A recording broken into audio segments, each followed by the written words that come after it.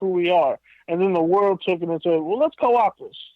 And then once it became mainstream, but to a lot of black people, a lot of people who were there from the start, they still see it as authentic culture. But I'm saying the media has a way of praising black quarterbacks, black athletes for who they are, and then demonizing them 5 minutes later for that exact same thing. But nobody demonized Gronk for low-key kind of being on some Me Too type shit. He was kind of out there humping female reporters, saying 69, doing wild shit on video. I'm not making this up. Go look with him and Jamel Hill, the whole Gronk party bus tours, all that shit. Like, there's two different rules that we playing by, and Cam, honestly, probably, I hate to say it, probably won't make the Hall of Fame because of it.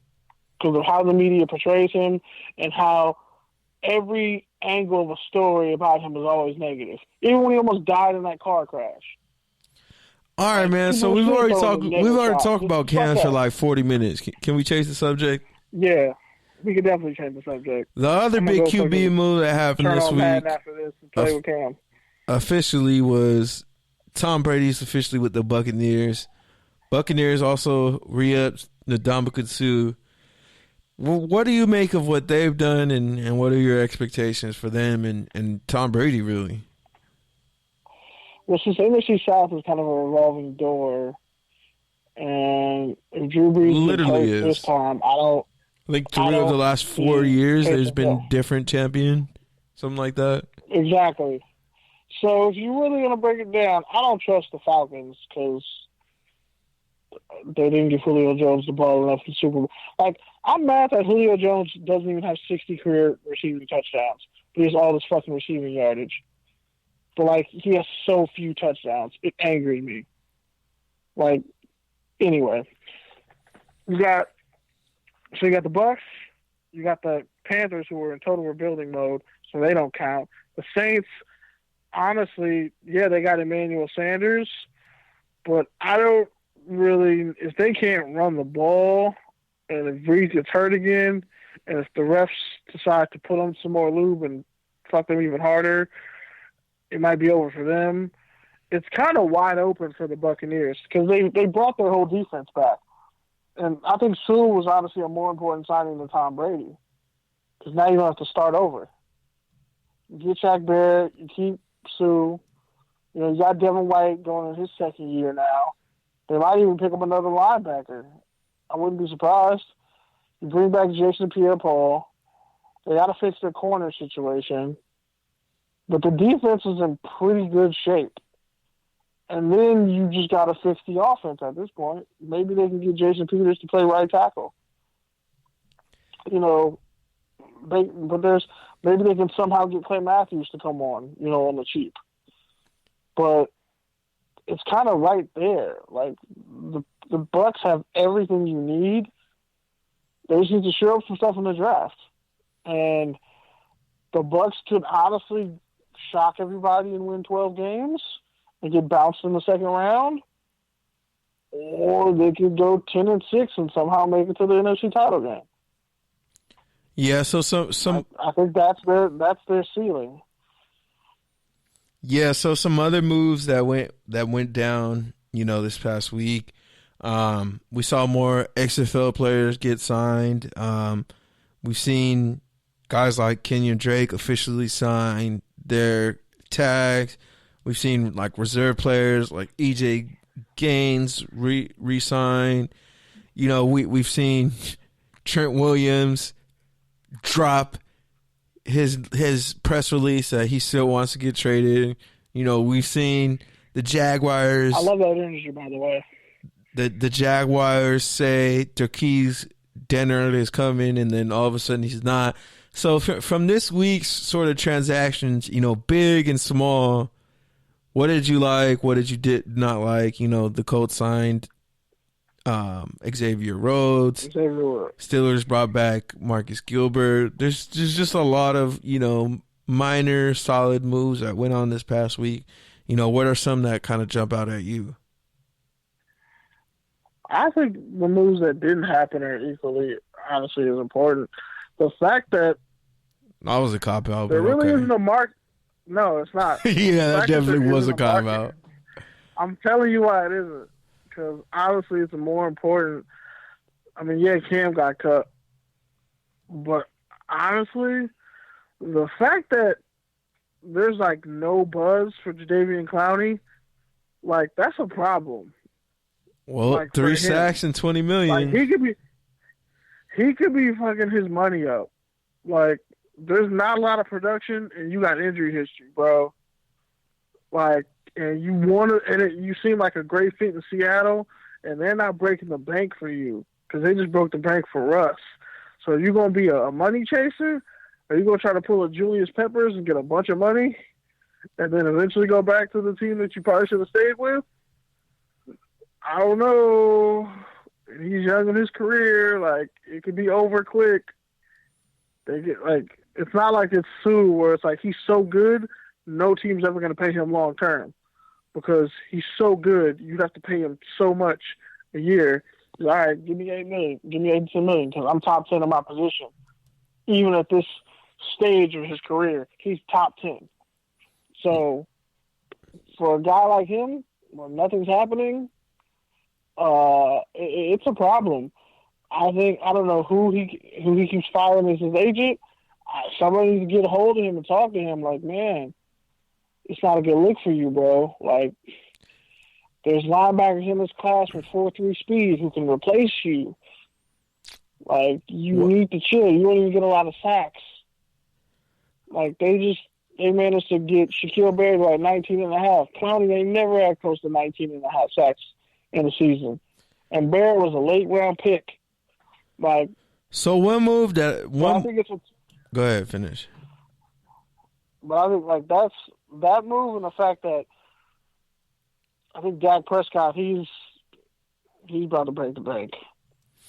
Yeah, like, I think when I look at free agency, I look at two guys whose careers could be going in two totally different directions. It's Jadeveon Clowney and Dak Prescott.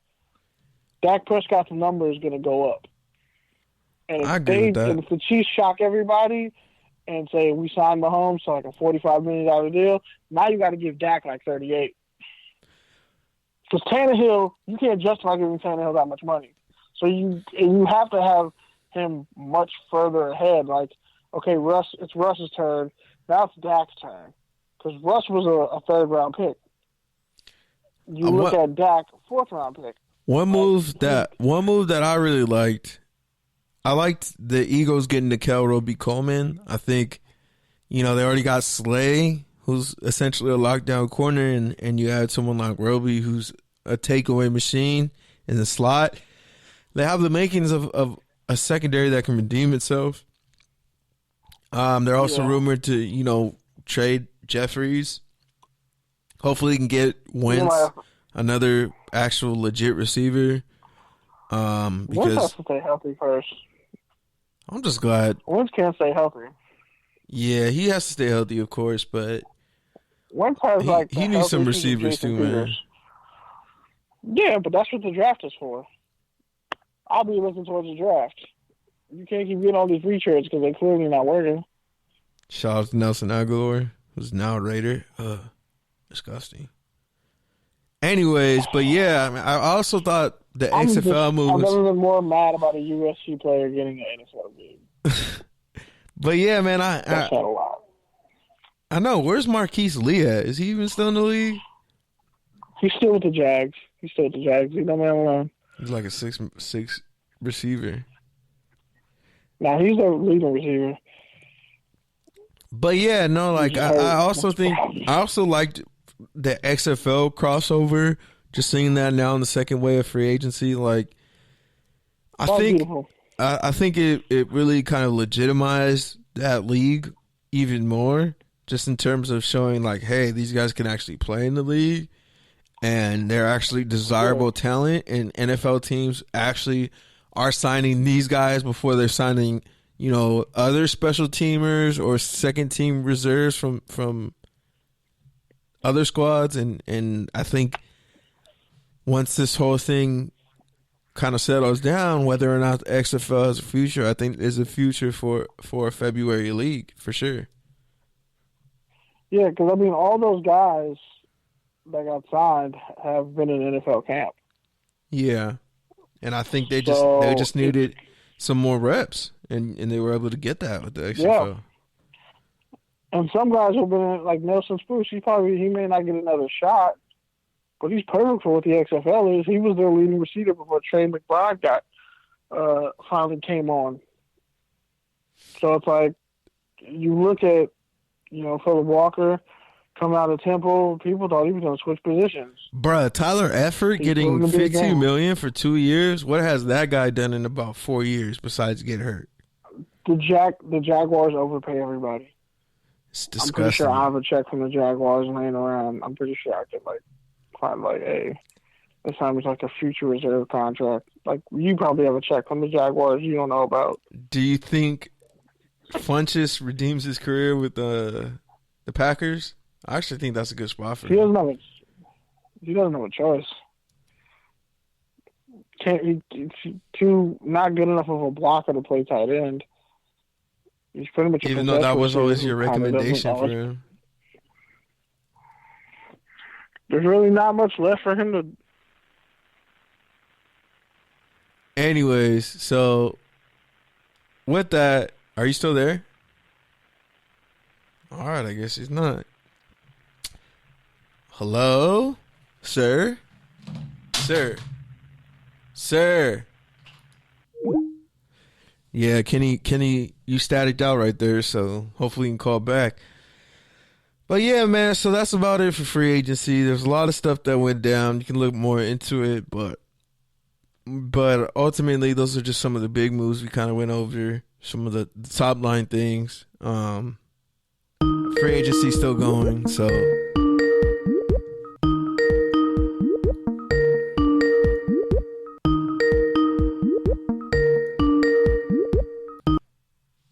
Hello, caller. Yeah, that was weird. The call dropped. I could hear you the whole time, but yeah, the call dropped out. All right, man. So with that, wrapping up free agency, let's go ahead and move to take your tangent. Cool.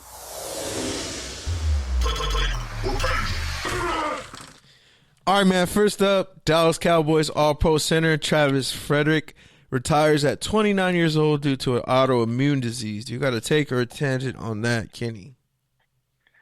Good for him because he actually brought a lot of assistance to his foundation that feeds kids that don't get to eat at school. So I mean, it's a horrible, sad situation because his autoimmune disease pretty much his nervous system attacks his blood cells attack his nervous system. I don't know, it's bad. But his nerves and all that, it just makes it really hard to even play football. He took a whole year off, and the fact that he still was able to play at damn near Pro Bowl level, it's sad that a career as great as his got cut short. Because everyone off that Wisconsin team, that Rose Bowl Wisconsin roster, all got fat contracts. And he was one of the best ones. And honestly, I didn't think it was a good pick when it first happened. Seeing they took a center in the first round. But he was on a Hall of Fame path, arguably, even with the taking a year off. So it's unfortunate that, his career comes to an end, but he's doing a lot of great stuff in the community, feeding all those kids. So salute to Travis Frederick and his foundation. Yeah, man, and also shout out to Drew Brees for donating $5 million to coronavirus hunger relief out in Louisiana. It's also some good news. So, and then somebody else did something too. Fuck, I forgot who it was. Somebody else gave $150,000. Oh, Chandler Jones, that's who it was. Chandler Jones gave a bunch of money to schools in Arizona and somewhere else that he played. I forgot where. Syracuse? He played at Syracuse. I don't know if it was New York, but it was somewhere. I'm pretty sure it was Arizona and somewhere else. Maybe New England. He played in Arizona, New England. Yeah, it might have been New England. But yeah, he gave a bunch of stuff. So shout out to him. Next up,